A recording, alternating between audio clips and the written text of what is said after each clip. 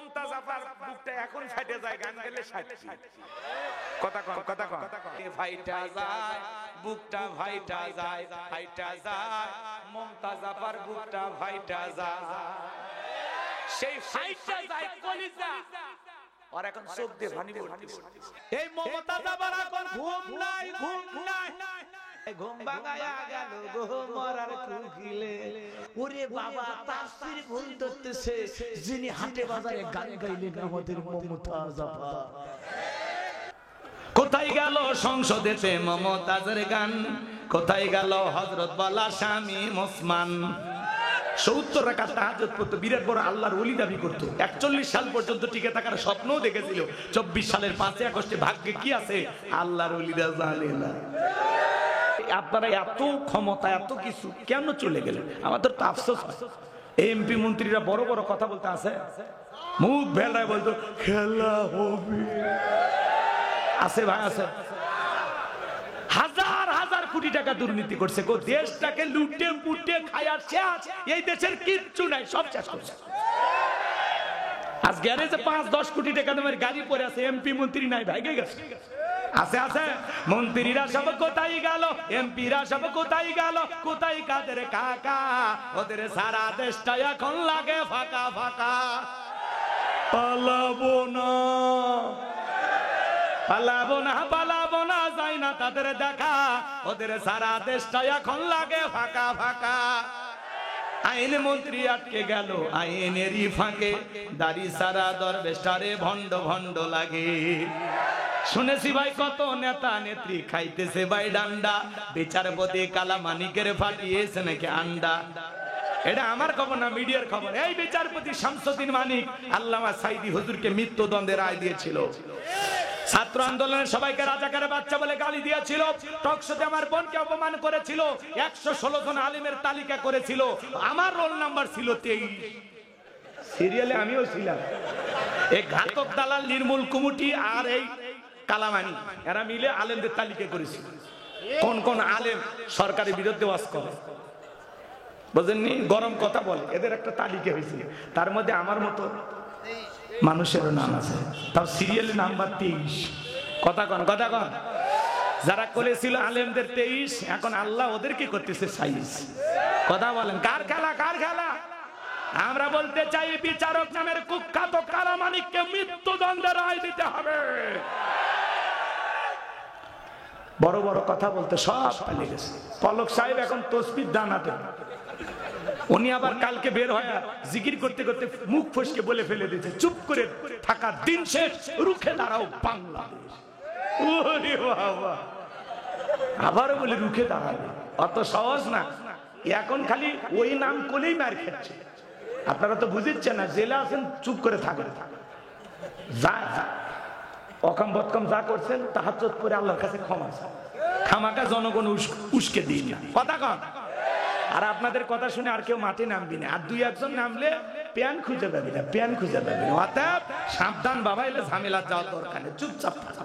নেত্রী যেদিন দেশে পা দিবে সেদিন তোমরা জেগে ওঠো, ফিরে এসেছে আমার মা, তোমার মা, আমার মা, স্লোগান দিও, ঠিক আছে? এখন আর ঝামেলা করে না ভাই, চুপচাপ থাকেন, মিলেমিশে থাকবে। আমরাও ঝামেলা করতে চাই না, তোমরাও ঝামেলা করো না। একটু আসেন না, একটু মিলেমিশে নতুন করে বাংলাদেশ গড়ে তুলি। কথা বলেন। পলকের ঝলক গেল, পলকের ঝলক গেল থামিয়ে নেটের চাকা, ওদের সারা দেশটা এখন লাগে ফাঁকা ফাঁকা। কোথায় গেল সংসদেতে মমতাজের গান, কোথায় গেল হযরত বালা স্বামী ওসমান। 70 রাকাত তাহাজ্জুদ পড়তো, বিরাট বড় আল্লাহর ওলি দাবি করত। 41 সাল পর্যন্ত টিকে থাকার স্বপ্নও দেখেছিল। 24 সালের 5 আগস্টে ভাগ্যে কি আছে আল্লাহর ওলিরা জানে না। মাইক পেলে বলতে খেলা হবে, পুরো বাংলাদেশের মাঠ পড়েছে, কিন্তু ওই খেলোয়াড় নাই। ওরা তো খেলোয়াড় না, ওরা ছিল পাক্কা দুর্নীতিবাজ, দেশ লুটে পুটে খাচ্ছে ভাই। নেতা দেশি, বাড়ি হলো বিদেশে। কথা কন। হাজার হাজার বিঘা জমি জোর করে দখল করছে, হাজার হাজার কোটি টাকার মালিক হয়ে গেছে। এমনও নেতা আছে বহুটাও বিদেশি। কথা কয় না কেন? এই জন্য বাজান গো আমার, আল্লাহ যেন ওদেরকে হেদায়েত দান করেন, জোরে বলেন আমিন। আর হেদায়েত না থাকলে নমরুদ ফিরাউনের মতো আল্লাহ যেন ওদেরকেও ধ্বংস করে দেয়। চলেন না সামনের দিকে যাই বাজান গো আমার। তাহলে মুমিন বান্দার 5 নাম্বার গুণাবলী আমানত রক্ষা করা, আমানতের খিয়ানত করা যাবে না।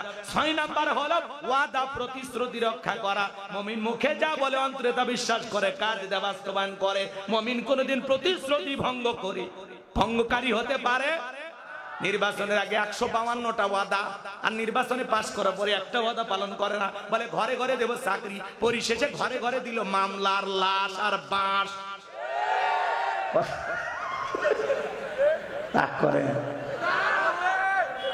এই মসজিদের হুজুরে কোনো অপরাধ আছে?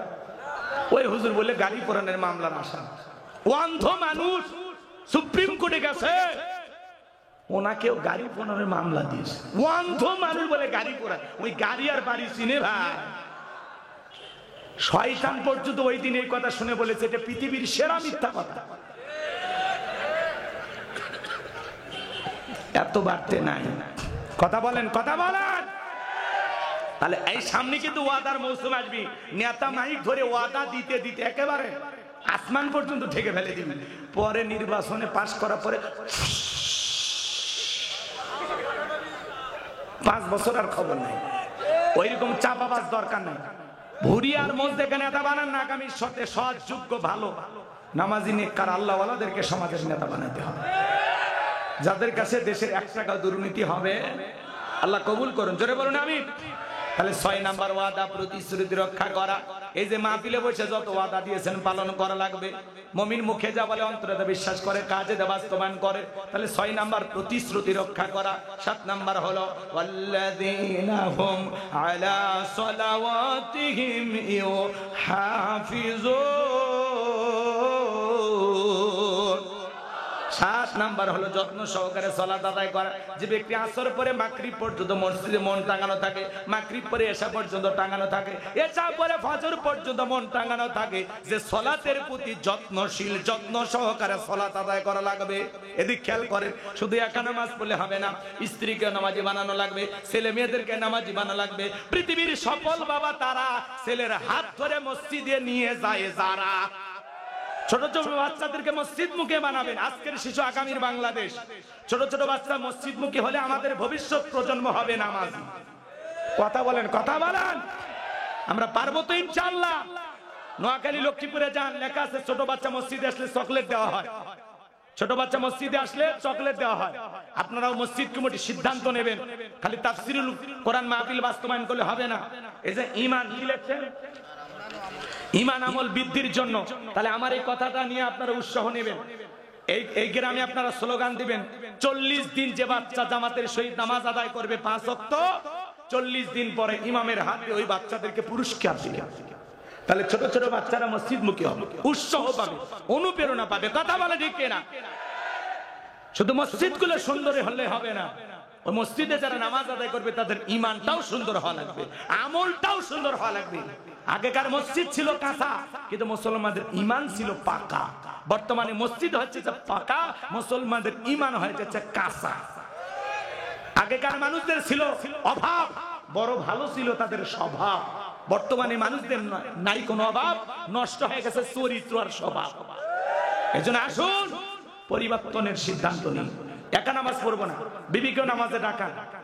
বউকে বলেন যে তুমি শুধু দুনিয়ার সাথী না, আমি তোরে জান্নাতেরও সঙ্গিনী বানাইতে চাই। বউ খুশি হয়ে যাবে। বেটা ভাতিজা বুঝেনি তাও কাছে ঠিক,